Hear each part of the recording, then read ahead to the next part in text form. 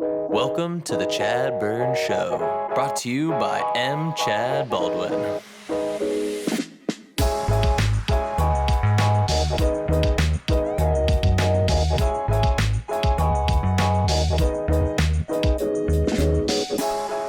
Welcome to the ChadBurn Show. I am your host, M. ChadBurn.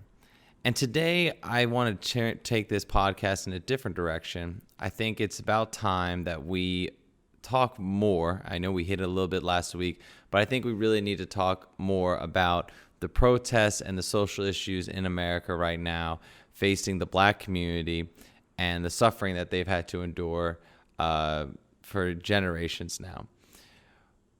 As you've seen the news, there have been many protests popping up around the country as well as the world, and I hope you can just bear with me because this is news for us, and this is also news that is important to the sports world because now sports figures are getting involved, and it is impacting our sports community, whether it be on social media, whether it be the team you support. Everyone is making statements around this, rightfully so, and it needs to be addressed. As a white commentator trying to use a platform to talk about this, I believe it is time for people of my creed, Americans that are white Americans, to no longer be just saying, I'm sorry and I will never understand what you're going through because of how I was raised. It's time for us as Americans to say, we do understand because we're trying to learn. We're listening. We want to understand. And we're no longer just going to apologize and be complicit in this crazy ongoing racial divide in the nation that we love and care for. We're going to stand up and be a part of the solution and create a dialogue and discuss it, because even though we may, as white people, feel uncomfortable because this is our fault, this is our doing, these incredible racial tensions in our nation, we need to talk about it and how we can be better and what we can do to improve. And this same conversation that I want to have is the conversation now happening in sports. And we're going to get into it later, this specifically talking about Drew Brees' comments. But if you'll bear with me, we need to look at right now what is happening in our country. Protests are erupting because of the death of George Floyd. And not just because of his death, but because of the death of Ahmaud Arbery and Breonna Taylor and countless others, Black men and women who have been killed senselessly by the police departments around our country. We as a country, American country, continue to believe that we are supposed to be the beacon of freedom, justice, of all these inalienable rights that we believe our citizens deserve, and what we have said we fight around the world and fight to protect and preserve. Yet on the world stage, the U.S., when you watch these videos of the police shooting tear gas bullets at reporters, at citizens, shoving citizens to the ground. We see the old man, unfortunately, who had to be rushed to the hospital in Buffalo. We've seen a young woman who in Queens be knocked to the ground by police and have to be rushed to the hospital. We've seen the rubber bullets blind reporters. We've seen rubber bullets seriously injure and harm citizens, and peaceful protests at that. And police are going about using this with reckless abandon and being caught on camera acting completely inappropriate to what they're supposed to represent and for the people they're supposed to protect. Americans are dying. Black Americans are dying because of too much militarized police forces in our country. We see it now in all these countless videos. The police are moving like an army against a body of people they see as enemies. They are not treating their constituents. They are not treating the men and women they're supposed to protect as fellow citizens. They are treating them as if they are a evil force, that they are opponent, as they are against them. And that's not the case.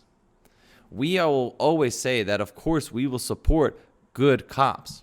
But right now, the good cops are not standing up for the against the bad cops in these police forces.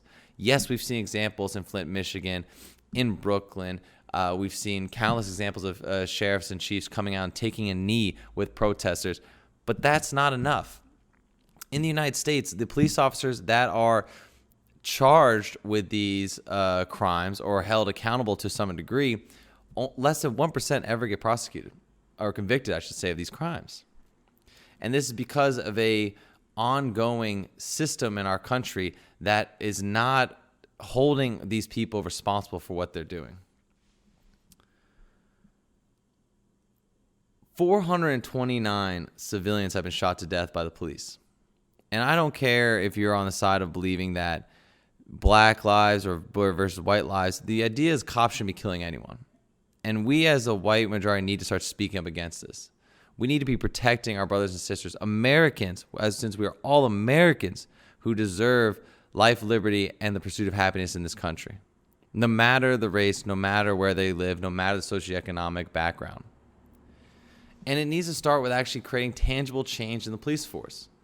We want to try and differentiate between the one example and the bad, but the fact of the matter is that 28 out of 100 of the largest city police departments do not ban are the only ones that ban chokehold. Only 28 ban chokeholds. 42 out of 100 of these police stations have to require their officers to exhaust all other reasonable alternatives before going to deadly force. Only 42, not even half. 48 out of these 100 police departments require their fellow officers to intervene on another officer when they believe they're being excessive. Not even half of the largest police departments require their officers to step in, to actually take action against other officers they may believe are going too far. 25 out of 100 of these police departments require officers to report the use of force, including threatening another civilian with a firearm. Only 25. This is the bigger issue. This is what we need to discuss. Though we as white people cannot sit on the sidelines anymore and allow this to be a black versus police issue. This is an American versus police issue. And we need to fight to protect our Americans as a whole, to give them all the same protections they deserve with a police force that is there to protect them, to make sure that they are able to go through every life feeling safe and secure. We can no longer sit on the sidelines. We can no longer sit idly by while fellow Americans are dying. Murders are happening by people meant to protect these citizens. They're murdering them. And that cannot happen anymore. There are too many examples we see on TV. There are too many examples caught against the cops. And before we move into the sports section of this, I will be remiss to also add, I understand that police officers are getting injured while these protests and riots are happening. But not at the same level and not at the same force. There are men and women dying in these protests and riots by police officers still. And we need the police officers to come to realization that they need to come to the table and create effective change. They can't hide behind the police unions anymore, and they can't hide behind the old creed that there's only a few bad apples. Those bad apples are tainting the entire police force. And if you're not going to do something, then we need to go up. And I know many great cops, and I don't want to sound anti-cop, but we have to do something. There has to be radical change. You don't like the riots, but when there are horrible, horrendous crimes happening on the streets that you're meant to protect, then a drastic reaction will happen. People will rebel.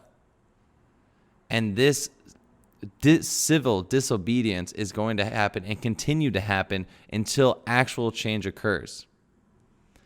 And we are lucky to see amazing examples in the sports world come forward to help with this. But unfortunately, as we're going to get into, there are still members of the sports community who just do not get it. This has now flown into the sports world because this week, Drew Brees came out and decided to completely miss the point again.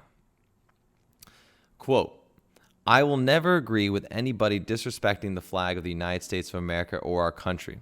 Let me just tell you what I see or what I feel when the national anthem is played and when I look at the flag of the United States. I envision my two grandfathers who fought for this country during World War II, one in the Army and one in the Marine Corps, both risking their lives to protect our country and to try to make our country and this world a better place. So again, when asked a question about the kneeling by Kaepernick, which was done so to create awareness for police brutality and for innocent black men and women who were being killed by the police, Drew Brees continues to see this as an affront to the flag and to the national anthem. Let me be clear. I also had two grandfathers who fought in World War II. I also had a grandmother who was a nurse in World War II. I have an older brother who served a tour in Iraq. And in all instances, when brought to them, when asked them the question of whether or not this was an affront to them and the freedoms of the United States of America, they unequivocally said this was more that they fought for the right to protest and peacefully protest. And what is even worse is that even after all the protests we've seen happen this week, and then the riots that ensued, and hearing all the people, the white people, and all the people on the right come out and say they shouldn't be rioting, you need to do it peacefully. Well, then what was this? For years, we allowed them to, you continue to ride them saying kneeling was wrong, that they shouldn't be protesting it this way, that this was an affront. Well, that was a peaceful protest, and that wasn't okay. Drew Brees, again, thinks that what they were doing was disrespectful, when in reality it was trying to create awareness for the same kind of horrible crimes we're continuing to see commit today. And to say that again, you need to have some social awareness. To come out and go and say that this was an affront to the flag again during a time where there's police brutality, during a time where people are trying to protest to continue to increase awareness for things that Kaepernick also stood for, you come out and say something like this and are shocked by the backlash. On top of that, and why this is related to sports too, is that we also saw the dark side of the United States when people came out and defended Drew Brees for those comments because they felt that he was allowed to have an opinion. Why is Drew Brees allowed to have an opinion on a matter that seems to be clear cut, yet a few years ago when LeBron James, when Kobe Bryant, when Kevin Durant, when all these players, Kyrie Irving, when all these players had an opinion for the death of Eric Garner and Freddie Gray, why were they told to shut up and dribble? Why were they told that athletes really shouldn't be getting into this because they don't understand the nuances? So those athletes couldn't have an opinion, yet Drew Brees is allowed to? So only when an athlete comes out in favor of the white majority opinion from the right is he allowed to have it and should be defended, yet when there is a more progressive view and a stance to protect human life, that's wrong? The America that I know, the America that I believe in, the America I stand up for, has fought to protect human lives. It has not stood by and allowed human lives to be killed, to be murdered in the street. And we are starting to realize throughout this week to see the voices from the white community that clearly are not listening and not understanding. It is time for us, and this is why I speak on my platform, why I speak with my life and how I've been raised and how I've seen this unfold. I say that it's no longer white people can continue to say that I'm just sorry and I will never understand you. It's time for us to understand. It's time for white individuals to read up, to listen, to get through all their efforts to understand what's going on. We cannot be ignorant to the fact of what's happening. We cannot blissfully sit to the side and allow this to just pass us by because it's not our fight. This is not our community. We're all Americans. And so this is all our community. If black Americans are being killed by police officers, then we as white Americans must form together as one community. We need to understand together. We need to listen to them. We need to allow them to take the lead and for us to follow in the right direction of how to protect and ensure that young black men, women, children growing up in this country will not fear for their lives when they go out driving a car, when they go out walking around their neighborhood. It has to stop. And also this disgusting hypocrisy of seeing white people posting memes of, if you don't do something illegal, cops won't bother you. Are you just blissfully ignorant, just so enthralled in your own white privilege that you don't understand the stupidity of a comment like that? I understand that if I don't do anything illegal, of course cops won't bother me because I'm a white male. And I know that I'm less likely to be pulled over for random searches than a black male, a brown male, even an Asian male.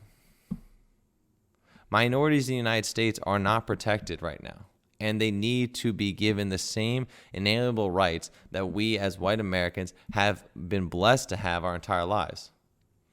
And to then get so angry at them asking for the same life that we live, to ask for the same rights, to be protected by that flag, to be protected by the soldiers, to fight for their country and come back to a country that treats them as heroes rather than just a minority.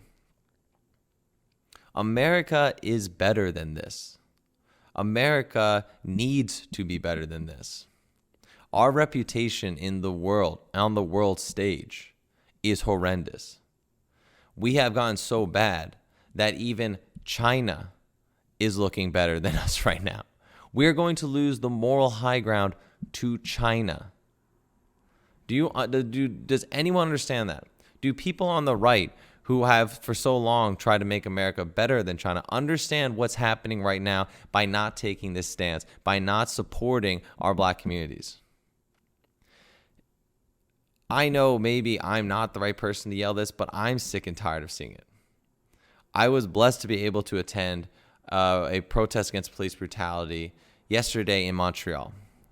I was able to walk hand in hand with a spectrum of ethnicities, a spectrum of people in the community, of all socioeconomic differences, everything.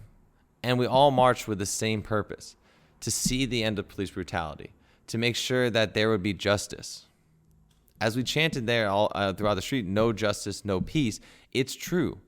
There is going to be unrest and there's going to be civil disobedience until there is justice for these young men and women who are being killed by police officers. Just because you wear a badge does not exempt you from murder. We all know riots are not great. We all know that destruction of property is wrong. But how can you expect anything else with everything that Americans have had to endure?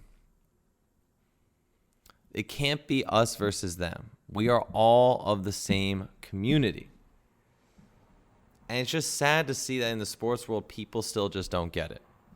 We've luckily seen so many positive messages come out this week, whether it's from LeBron James, Malcolm Jenkins, DeAndre Hopkins, Malcolm Brogdon, Steph Curry, so many others, and as well as white athletes. I'm so proud that Wentz came out and said something and made a public statement. I'm so proud that Zach Ertz came out and said something from the Philadelphia Eagles, because we can't just keep sitting on the sidelines. The only way to make this message go forward is by coming together and supporting each other to create a country, a place where everyone is safe and everyone has the right to life, liberty, and the pursuit of happiness.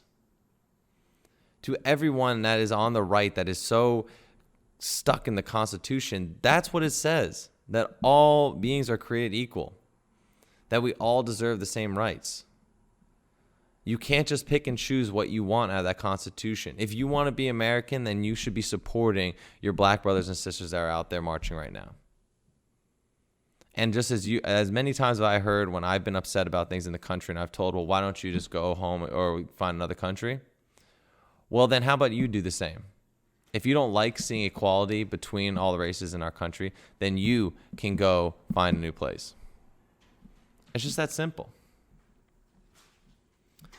And going back to the same thing Drew Brees said, does he continue to forget that the reason Kaepernick decided to take a knee during the national anthem was because he was advised by Nate Boyer, who was a former active duty Green Beret, on how he could protest without disrespecting the military? It's not like he went out of the way without thinking about that. Kaepernick understood. He had relatives in the military. He understood that it was necessary to do something that he thought through, to do something that wasn't so rash in order to make sure he didn't offend everyone.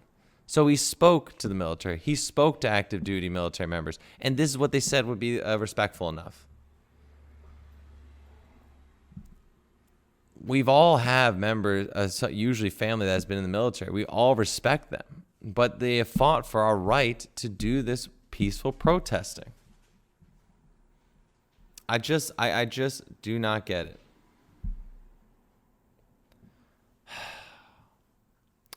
I hope that we can continue to move forward with the sports community because we are seeing that voices that need to come out. We see that in the sports community, there need to be leaders. We need them to come out and be a part of the community. Because for whatever reason, this society has put value on African-American men who have been able to join sports, but are not supportive of any member of the black community that is not an athlete. And that's just wrong. We as society need to come together to be better than this, be stronger than this, and to create a better country for everyone involved. And I know that we see microcosms of this harmony in sports, and I think that we can continue to use that as examples going forward, but they're not perfect either. We know it's true when we don't, that when there's obviously, we have 3 black coaches in the NFL right now as head coaches, maybe 2 general managers that are black. There needs to be equality throughout all levels of sports world and not just with the players. And that same rights, same respect that we give the players needs to be passed down to every member of the community. I obviously do not get political, obviously, on this podcast. I try and stick to sports, but this has now bled into sports and is now too obvious to ignore. We need to address it. Every member of the white community needs to be supporting this and to understand. Go to useofforceproject.com. Go to Project Campaign Zero. Go to Black Lives Matter. Read up, learn. Go on Netflix, watch 13th. I mean, there's so much you can do. There's literature, there's studies, there's media that you can consume that can better educate you and better put you in a spot to no longer say, I don't understand and I stay out of this. You can now say, I understand, I hear you, and I support you. You can say that I am a part of America, and as Americans, we are all part of the same community. And that is key for us to grow and to make this country better. We can't lose on the international stage in the Human Rights Act. And the fact that there are lawyers for Ahmaud Arbery and George Floyd going to the UN to ask the Human Rights Councils to look at the United States is just another sign of the deteriorating reputation of the United States. I will not stand for that anymore for my country. I will not allow America to not be the beacon of freedom and hope that it has always been. We have to be better. We have to improve. To want to stick with what we've done in the past is ludicrous and stupid. I believe that we need to make change on local levels. I think the most impact that can be made change is to make sure you vote locally. I think everyone needs to educate themselves on who are the representatives in their local areas, who's on the town councils, who is being voted in as sheriff of your police force. All of that's important because the DOJ obviously can't do much. They've tried and they don't get it on there. But locally, we need to do this. There are only 28 police stations out of the 100 largest in the country that ban chokeholds, that ban choking people under duress using a non-lethal action. We need to get more de-escalation techniques practiced to these officers. We know that this can have an actual impact. And if we can get this into the local level, then we can make a change on the national level. We need to mobilize, we need to vote, we need to make a change at all levels of the government to make sure that all our voices are heard, because I'm tired of living like we are in the past. We're in a new era, we are in a progressive era, and it is time for us as Americans to embrace that and to be better than the generations before us. We do not have to continue to repeat the mistakes we've made. I believe in what we can do as Americans. I believe in our strength in numbers, and I believe we continue to support the black community that needs our support right now. There's no more competition between white and black. Even posts I see where they say white people have been killed more by cops. Why are we arguing this when we should just be arguing the fact that police should not be killing people? We can have a good police force and good cops without having death. And that's all I'll say on that point. So with that, I think we're going to wrap up, obviously, the more political of the ChadBurn episodes. I hope if you're listening, if this is not your cup of tea, that's fine. You don't have to listen. We'll be back with sports. But this is an important time, and it's an important time to utilize every platform we can to get this message out and make sure it's clear. It is important because it is now a part of sports. It's ingrained in sports and has now been impacted the sports community. And I want to see all of us united because in sports, usually it's a very united front. But it's time for us, when there's dissent and when there's conversation being had, that we're able to educate and make sure that the right message is getting across out there. So I hope everyone is going. Make sure you're supporting all the causes out there, as before I listed. But I think one of the more impactful ones that'll be huge is useofforceproject.com. Donate if you can't be out there protesting. Be a part of the change and be a part of what makes things better. But again, that is just that's my 2 cents. I hope if you're listening that that at least you felt you connect in some way to this. Next week we'll be on with regular programming, but that's how we go. If you want to contact me, obviously it's chadburn.show@gmail.com. Happy to converse with anyone out there who want to talk topics. You can also follow us at ChadBurn Show on Instagram. We have also our Facebook page, the ChadBurn Show, and our YouTube channel, the ChadBurn Show, where the videos are posted of our recordings. You can listen to all of our podcasts, as always, on Spotify, Google Podcasts, Apple iTunes, Stitcher, anywhere you listen to your major podcast, where you listen to your podcast. We will be on next week, but I hope, as always, everyone is out there staying safe, making sure they're doing everything can to grow and change this country. And until next time, have a good evening and good night.